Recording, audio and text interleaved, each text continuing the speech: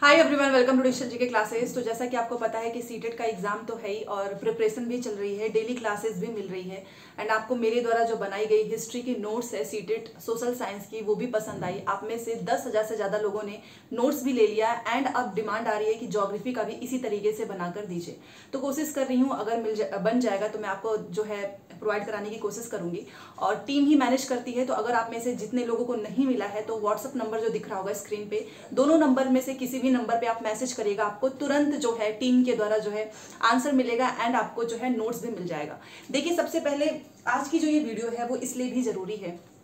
क्योंकि आपको पता है कि आने वाले समय में अभी इलेक्शन का समय चल रहा है, इस वजह से कोई भी आपको वैकेंसी से रिलेटेड, रिक्रूटमेंट एग्जाम्स से रिलेटेड जो है इन्फॉर्मेशन नहीं मिल रही है। बट आफ्टर इलेक्शन आपको बहुत सारी जो है वैकेंसी से रिलेटेड अपडेट वो भी मिलेगा। बट इसके लिए जो एक एलिजिबिलिटी है वो है आपकी सीटेट का पेपर 1 एंड पेपर 2 आप पास हैं तो ही जाकर आप इसको अप्लाई कर पाएंगे। तो आज की ये वीडियो इसलिए भी इंपॉर्टेंट है क्योंकि आप सभी के कमेंट्स जो है आज मॉर्निंग से ही मैं जो है हर एक वीडियोस के नीचे जो भी आप लोग मैसेज करते हैं कि आपके जो भी प्रॉब्लम्स है, चाहे वो आप इंस्टाग्राम पे बताते हो, क्योंकि एक एक रिप्लाई कर पाना जो है आसान नहीं होता है। तो मैंने सोचा कि क्यों ना आपको इस वीडियो के थ्रू जो भी प्रॉब्लम्स है आगे भी हो सकती है, और ये अभी अगर आपने इसको जो है रिजॉल्व नहीं किया देन वही है कि रिजल्ट आएगा, डिमोटिवेट होंगे, डिसअपॉइंट हो जाएंगे अपने रिजल्ट से। तो प्लीज वीडियो को लाइक कर दीजिएगा, इन चैनल को सब्सक्राइब करके, क्योंकि यहाँ से आपको क्लासेस तो मिलेंगी ही, साथ में अगर हमारा ज्योग्राफी का नोट्स भी प्रिपेयर हो जाता है तो वो भी मैं आपको यहीं पर इन्फॉर्मेशन दूंगी। देखिए, क्या होता है कि हर साल जो है 17 लाख 20 लाख,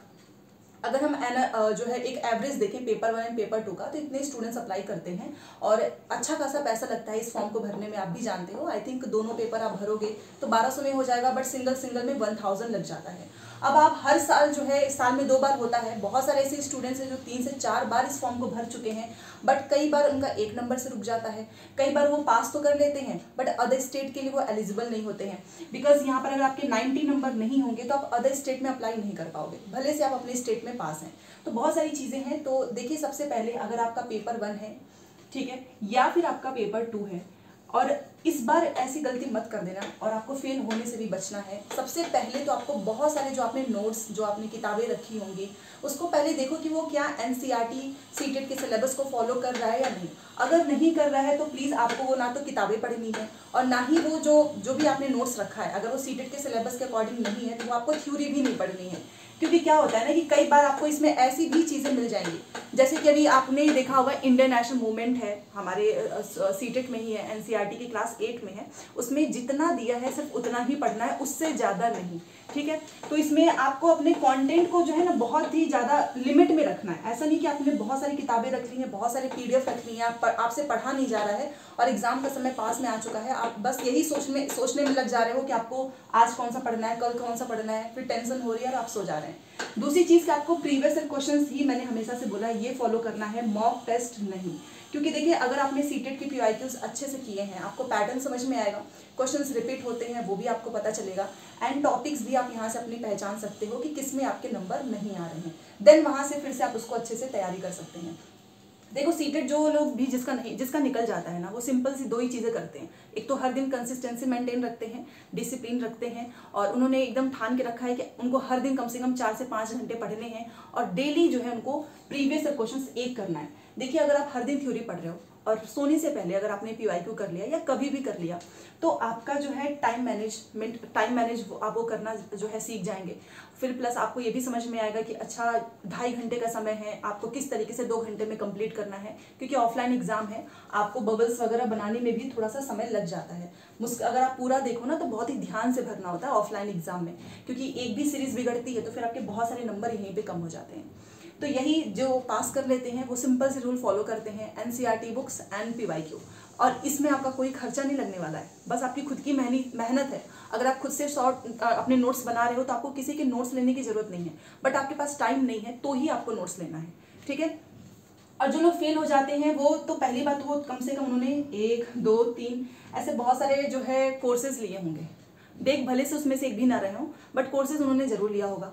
किताबें भी उन्होंने बहुत सारी ली होगी। कोई भी उनका दोस्त बोल देगा अच्छा ये बुक ले लो, ठीक है भैया ले लेते हैं, बट वो खुद से एक बार सीटेट का सिलेबस देखते ही नहीं है कि सीटेट नहीं क्या क्या जो है आपको चीज़ें बोली हैं, आपको कितना पैडागोजी में पढ़ना है, आपको कितना सोशल साइंस में पढ़ना है, आपको कितना मैथ साइंस में, क्योंकि इस ओवरऑल सभी चीज़ें के लिए बता रही हूँ मैं। ईवीएस में कितना पढ़ना है, सीडीपी में कितना पढ़ना है, ये उन्हें नहीं पता है कि उनका कितना सिलेबस कंप्लीट हो चुका है और कितना नहीं। तो आपको फुल्ली डिपेंड नहीं हो जाना है, आपको अपने सिलेबस को देखना है कि आपने कितना पढ़ लिया है, कितना बाकी है। अपनी स्ट्रैटेजी अपने खुद से बनाओ कि हर दिन आपको कितना किस सब्जेक्ट को समय देना है। और अगर अभी से आपने पूरा हौच पौच कर दिया तो वही होगी, पूरी खिचड़ी बन जाएगी और आपको समझ में भी नहीं आएगा कि किस सब्जेक्ट पे आपको कितना काम करना है। ठीक है,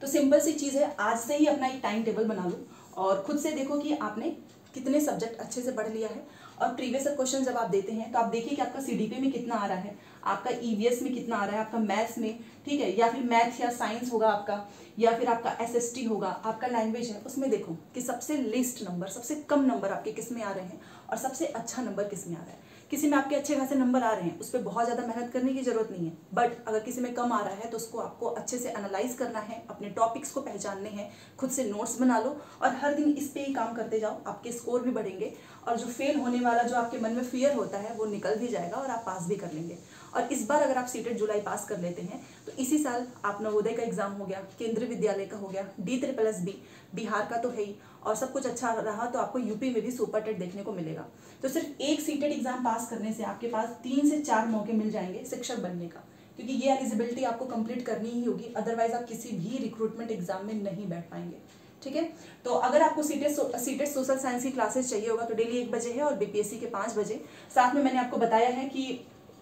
एसएसटी में भी बहुत सारे लोगों को डर होता है कि 60 नंबर है भाई, कैसे हम इसमें जो है आराम से 40 से ज़्यादा नंबर लेकर आए, और ये बहुत डिफिकल्ट होता है क्योंकि अब ना इतने लेंथी पेपर आने लगे हैं। पहले ऐसा था कि 1 लाइन के क्वेश्चन आंसर होते थे, अब आपको एक एक पूरा पैराग्राफ देखने को मिलेगा। तो मेरे पास खुद भी उतना समय नहीं है क्योंकि और भी चीज़ें होती हैं, तो इसलिए मैंने हिस्ट्री का आपको 49 पे जो है मैंने प्रोवाइड कराने स्टार्ट कर दिया है। ज्योग्राफी एंड पॉलिटी पे काम चल रहा है, अगर हो जाएगा तो मैं आपको देने की कोशिश करूंगी, अदरवाइज यूट्यूब एंड टेलीग्राम, यहाँ इन दोनों पे मैं आपको पूरे जो है जो भी मेरे से जितना हो सकेगा सब कुछ यहाँ पर मैं आपको कराने की कोशिश करूंगी, एंड प्रीवियस क्वेश्चंस भी। सबसे ज़्यादा जरूरी जो एक बात है, आप लोगों के मैसेज भी आ रहे हैं कि हिंदी इंग्लिश का जो पैसेज है वो हो ही नहीं पा रहा है, क्योंकि 15 नंबर का आपको पता ही है पैसेज ही आता है और 15 नंबर की पैडागोजी। तो ये बहुत इंपॉर्टेंट है, चाहे आपका पेपर 1 हो चाहे आपका पेपर 2 हो, लैंग्वेज दोनों में आएगा। एंड अगर आपने पैसेज में अगर आपके 15 में से 4 नंबर आ रहे हैं, 7 नंबर आ रहे हैं तो बहुत ही कम नंबर है। तो हिंदी इंग्लिश की पैसेज को किस तरीके से सॉल्व किया जाता है इसकी मैं आपको स्ट्रेटेजी बताने वाली हूँ।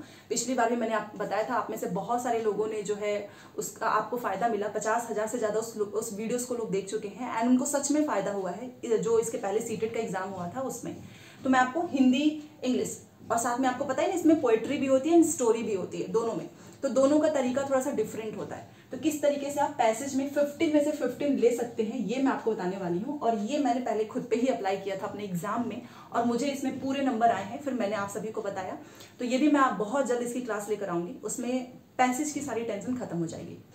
तो चलो आज से ही अपना टाइम टेबल बनाओ कि सब्जेक्ट में कितने आपके स्कोर बन रहे हैं, कितना नहीं बन रहा है, और आपके 150 में से अभी तक आपने जितना भी प्रीवियस क्वेश्चंस किया है कितने नंबर आ रहे हैं, इस कमेंट में आपको सबको बताना है। ठीक है,